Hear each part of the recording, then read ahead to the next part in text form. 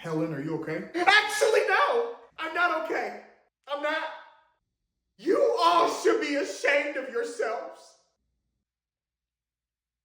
I am appalled and petrified from y'all's behavior. You all walk up into here thinking everything's gonna be okay? Like y'all didn't just call out the last 2 days? Helen, there was ice on the road.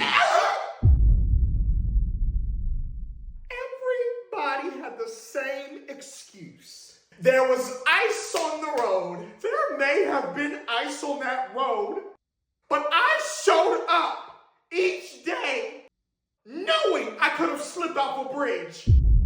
I gave every single one of you an option.